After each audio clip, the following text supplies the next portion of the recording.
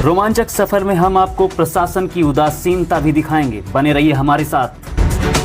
5 गांवों की सीमाओं को छूती हुई ऐतिहासिक बरईगढ़ झील, एक ऐसा प्राकृतिक खजाना जो कभी इस पूरे इलाके की पहचान हुआ करता था, लेकिन आज वही झील प्रशासनिक उपेक्षा और बदइंतजामी की मार झेल रही है। इस ऐतिहासिक झील की सच्चाई के जानने के लिए हम मौके पर पहुंचे। घने झाड़ियां और उबड़ खाबड़ रास्तों के बीच से गुजरते हुए हम धीरे धीरे झील की ओर बढ़ रहे थे। चारों तरफ फैली हरियाली और जंगल जैसा माहौल इस सफर को रोमांचक बना रहा था। कुछ दूर आगे बढ़ने पर झाड़ियों के बीच हमें एक प्राचीन मंदिर भी दिखाई दिया।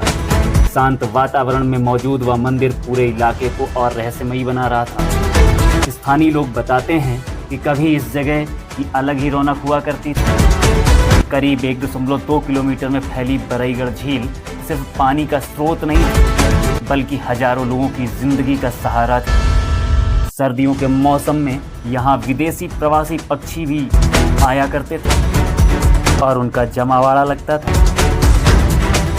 दूर दूर से लोग इन खूबसूरत नज़ारों को देखने के लिए आते थे, लेकिन आज हालात पूरी तरह बदल चुके हैं। 84 बीघे में फैली यह ऐतिहासिक झील अब लगभग सूख चुकी है। जहाँ कभी पानी लहराया करता था, वहाँ अब सूखी जमीन और झाड़ियाँ उगाई हैं। इस झील के सूखने का सबसे बड़ा असर यहाँ की प्रसिद्ध पान की खेती पर पड़ा है। एक समय था जब 365 परिवार इस झील के सहारे पान की खेती कर अपना जीवन यापन करते थे। पूरा इलाका पान उत्पादन के लिए जाना जाता था, लेकिन पानी खत्म होते ही लोगों की रोजी रोटी भी खत्म हो गई। आज हालात यह है कि 2 परिवारों को छोड़कर लगभग सभी लोग गांव से पलायन कर चुके हैं। जो गांव कभी खेती और हरियाली से गुलजार रहता था, अब वहां पर सन्नाटा पसरा दिखाई देता है। सबसे बड़ा सवाल यही है कि इतिहास और प्रकृति की इतनी बड़ी धरोहर आखिर प्रशासन की नजरों से इतनी दूर कैसे हो गई, और क्या बरईगढ़ झील फिर कभी पुराने स्वरूप में लौट पाएगी? जानने के लिए देखिए ये पूरी रिपोर्ट। झाड़ियों को पार करते हुए हमारी टीम आगे बढ़ रही थी। रास्ते में हमें कुछ चरवाहे मिले। उन चरवाहों से मंदिर का रास्ता पूछने के बाद फिर से एक बार हम आगे बढ़ लिए। क्योंकि रास्ते में बहुत सारी झाड़ियाँ मिल रही थी, इस वजह से मन में एक डर भी था। रास्ता पूछने के बाद हमें कुछ दूरी पे मंदिर दिख गया।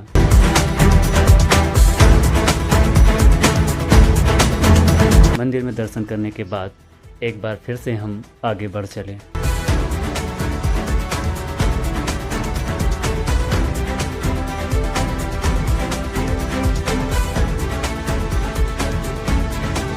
जैसी मान्यता है उस हिसाब से हमें यहाँ पर एक सामान्य मंदिर ही दिखा। भगवान भोलेनाथ की प्रतिष्ठित प्रतिमा और बगल में माता पार्वती। दर्शन करने के बाद हम फिर बढ़े। उन्हीं झाड़ियों और पेड़ों के बीच से होते हुए हम आगे बढ़ रहे थे।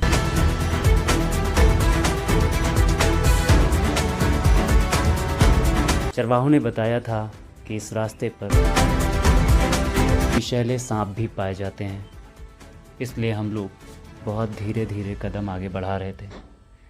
कुछ ही कदम चलने के बाद में हमें फिर से एक मंदिरनुमा संरचना दिखाई पड़ी। पास जाकर देखने पर यह कंफर्म हुआ कि ये भी किसी देवी या देवता का मंदिर है, परंतु हम पहचान नहीं कर पाए कि आखिर ये किसका मंदिर है। पूरी तरह से उसकी जांच पड़ताल कर पाते कि उससे पहले ही हमारी टीम पर चमगादड़ों ने हमला कर दिया। आमतौर पर चमगादड़ रात में निकलते हैं, परंतु दिन में चमगादड़ों के द्वारा हुए हमले से हम लोग डर गए थे। यहाँ पर जो चमगादड़ थे उनका वज़न कम से कम एक चमगादड़ का 5 किलो के लगभग था। इतने बड़े चमगादड़ों को हमारी टीम ने पहली बार देखा था। फिलहाल मंदिर को देखने के बाद, दर्शन करने के बाद हम फिर से एक बार उसी झील की तरफ बढ़ने ये सफ़र काफ़ी थकावट भरा था। अभी हमें बहुत दूर चलना है। फिर आप फाइनली हम झील के पास पहुंच चुके थे। 1.2 बीघे में बनी यह झील अब अपना अस्तित्व खो चुकी थी और लगभग नेस्तनाबूद हो गई थी।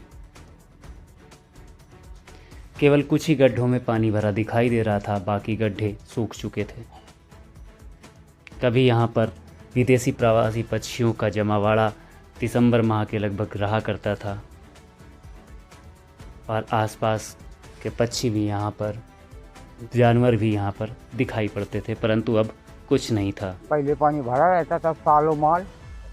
अब क्यों पानी नहीं भरा रहता है? अब पानी इसलिए नहीं भरा रहता है कि आप बरसाती पानी यहाँ पर टिक नहीं पाता है। स्थानीय ग्रामीण के अनुसार झील की लंबाई 84 बीघा थी। ये 80-84 बीघा की झील है।